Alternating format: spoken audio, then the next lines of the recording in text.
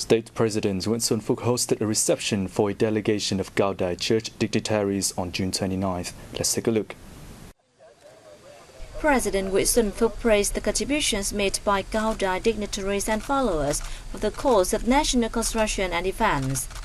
The president said the party and state have always ensured the people's right to freedom of belief and religion and ensure that religious activities are conducted in accordance with law. He also said attention has been paid to socio-economic development, creating conditions for dignitaries and followers of all religions, including Cao Đài, to perform their religious practice and fulfill their citizens' obligations. The state leader said he believes that Cao Đài dignitaries and followers will make more achievements and contribute to the cause of building the great national unity bloc. Representatives of Cao Đài religion expressed their wish that the president and authorities at all levels continue to pay attention to helping Cao Đài followers expand their international cooperation along with building and upgrading worship facilities. National Assembly Chairman Vương Đình Huệ is on his 3-day official visit to the UK. The visit is made at the invitations of Speaker of the UK House of Lords John McFall and Speaker of the House of Commons of the UK Lindsay Hoyle. On June 29th local time, Speaker of the House of Commons of the UK Lindsay Hoyle held talks with Chairman Vương Đình Huệ. The two leaders held that achievements have been made in the Vietnam-UK strategic partnership. They agreed that trade and investment had developed dynamically thanks to the Vietnam-UK Free Trade Agreement. The two sides said Vietnam and the UK have coordinated effectively in education over the years, but there remain opportunities for further development in the area. Appreciating the UK's role in successfully organizing the United Nations Climate Change Conference COP26, Chairman Huệ affirmed that Vietnam's commitments at the event are very strong political commitments, demonstrating the country's determination to respond to climate change, reduce emissions, and boost the transition to a green economy. Speaker Lindsay appreciated Vietnam's determination at COP26, saying that he would urge the UK and Europe to support Vietnam. Chairman Huệ affirmed that Vietnam always supports and acts as a bridge for the UK to expand cooperation with ASEAN. He said he hopes that the legislative bodies of the two countries would continue to promote their roles in realizing sustainable development goals. Following the talks with the UK's House of Commons Lindsay Hoyle, National Assembly Chairman Vương Đình Huệ held talks with Speaker of the House of Lords John McFall. Chairman Huệ said the UK is Vietnam's third largest European trading partner. However, UK investment in Vietnam stands only $4 billion out of Vietnam's $400 billion in foreign investment. Chairman Huệ suggested the two sides take advantage of the UK-Vietnam Free Trade Agreement's incentives to further promote bilateral economic and trade relations. Speaker of the House of Lords John McFall also said potential for economic and trade cooperation between the two countries remains huge. He lauded Vietnam's international commitments on environmental protection and emission reduction. Regarding investment cooperation, the two sides agreed to continue implementing the agreement to facilitate UK businesses' efforts to expand their investment in Vietnam, especially in finance, digital technology, and education, among others. A dialogue aiming to promote maritime cooperation in Southeast Asia was held in Hanoi on June 29th. We have more in the following report. Under the theme, 40th anniversary of the 1982 United Nations Convention on the Law of the Sea, promoting maritime cooperation in Southeast Asia, the 8th Ocean Dialogue saw more than 150 direct and 100 online participants, including 15 speakers from 14 countries and territories and representatives from the UN.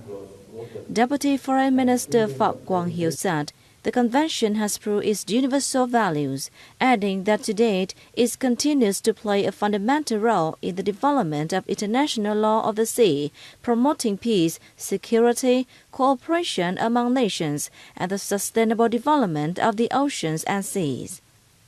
Rudiger Wapfram, former justice of the International Tribunal for the Law of the Sea, underscored the important role of the Convention to the development of international law and the promotion of peace, security, and cooperation among countries, as well as the sustainable development of the sea and ocean.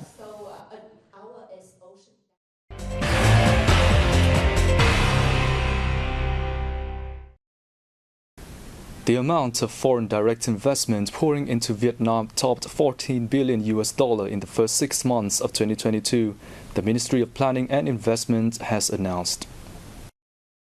Foreign investors poured funds into 18 industries out of a total of 21 national economic sectors, of which the processing and manufacturing industry continued to lead with a total investment of nearly $8.84 billion. The real estate sector ranked second with total investment capital of $3.15 billion. Regarding investment partners, 84 countries and territories invested in Vietnam, among which Singapore led with a total investment capital of more than $4.1 billion. The Republic of Korea ranked second with over $2.66 billion. By investment location, Bình Dương led the way with a total registered investment capital of more than $2.53 billion, up over 98% year-on-year. According to the Foreign Investment Agency at the Ministry, investment capital of FDI projects in the first 6 months increased by 8.9% compared to the same time last year. That shows enterprises are constantly recovering, maintaining, and expanding production and business activities. Vietnam posted nearly $27.9 billion worth of agro-forestry fishery exports in the first half of this year, an annual increase of some 14%. According to the Ministry of Agriculture and Rural Development, of the total value, the groups of key farm produce and forestry products make the biggest contributions with $11.4 billion and $9.1 billion respectively. Fishery products shipped overseas during the period, meanwhile, earned in $5.8 billion, up more than 40% annually. There were 9 types of goods recorded in export revenue exceeding $1 billion in the period, namely coffee, rubber, cashew, and vegetable and fruit, among others. The ministry said the U.S. and China were the biggest importers of Vietnamese agro-forestry fishery products. They were followed by Japan and the Republic of Korea. The encouraging outcome was spurred by the implementation of mechanisms and policies for trade promotion, negotiations for reopening, and market development, among other factors. With Dutch determination coupled with an array of uniform measures to fine-tune its business and investment climate, the northern mountainous province of Tuyên Quang has attracted increasing attention from both domestic and foreign investors in recent times. Sơn Dương district has risen to stardom as an ideal destination for domestic and foreign enterprises. 19 projects worth more than $86 million were granted investment certificates in the district last year. Most were in industry, agro-processing, tourism, trade, healthcare, and the environment. We have joined hands with investors to carry out planning and site clearance so that they are able to build technical infrastructure. We also coordinate with relevant sectors in the province to attract investment in industrial clusters and improve administrative procedures to facilitate investors. In 2021, Tuyên Quang Province received and handled 110 project dossiers using non-state capital and approved capital adjustments totaling nearly $28.3 million in 20 projects. It attracted 36 projects with total registered capital of nearly $1.12 billion, accounting for 50% of the target for the 2020-2025 period. I think Tuyên Quang has Korean investors have channeled investment into several northern localities such as Thái Nguyên and Vĩnh Phúc, and will make investment in Tuyên Quang as well. I think the province should attract investment in electronics, food and beverage, and spare parts. The center has recommended that provincial leaders hold dialogues with enterprises so they can outline suitable methods to improve the investment climate. Tuyên Quang Province's investment attraction as a key mission in its socio-economic development strategy in 2020-2025 and vision to 2030. Tuyên Quang Province's investment attraction as a key mission in its socio-economic development strategy in 2020-2025 and vision to 2030. Vietnam exported over 206,000 tons of cashew nuts worth $1.19 billion in the first 5 months of this year, down 7.8% in volume and 6.8% in value. According to the Vietnam Cashew Association, the cashew industry is facing many difficulties due to an unfavorable world market. Exports for the whole year are likely to be lower than in 2021. The association said the Russia-Ukraine conflict and global inflation are affecting Vietnam's exports of cashew nuts. Last year, Russia was the 11th largest importer of Vietnamese cashew nuts with an export value of nearly $62 million. Since the Russia-Ukraine conflict occurred, exports to Russia have faced payment difficulties.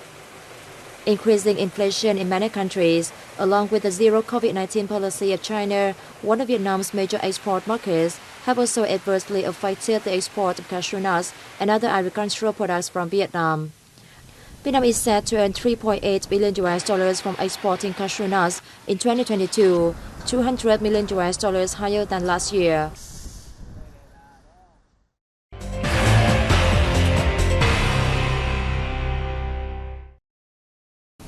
Hanoi greeted more than 8.6 million tourists in the first 6 months of the year, nearly 3 times higher than the same period last year, according to the capital's Department of Tourism. According to the Hanoi Department of Tourism, the city's total tourism revenue amounted to some $1.08 billion in the period, also more than 3 times higher than the figure in the first 6 months of last year. Local hotels rated 1 to 5 stars recorded an average occupation rate of over 30% during the period, it added. The capital city, home to 24 recognized tourist destinations, is offering a series of enticing products to attract tourists, given its reopening of the local tourism industry. In addition, it has also launched many tourism exhibitions, street fairs, and festivals. The city aims to welcome over 13 million visitors, including 7 million foreigners by 2025. An exhibition themed Nguyễn Đình Chiểu, the life and career, officially opened at the Special National Monument and Tomb dedicated to the celebrity in An Đức Commune, Ba Chi District, Bến Tre Province on June 28th. The event is one of 3 activities held to celebrate the 200th birthday of the well-known poet Nguyễn Đình Chiểu, July 1, 2022. On the display are more than 300 artifacts, documents, and photos of the homeland, family, and literary career of the celebrity. Bến Tre Province has applied VR 360 virtual reality technology for the first time to the event, allowing visitors to visit the exhibition on their smartphones.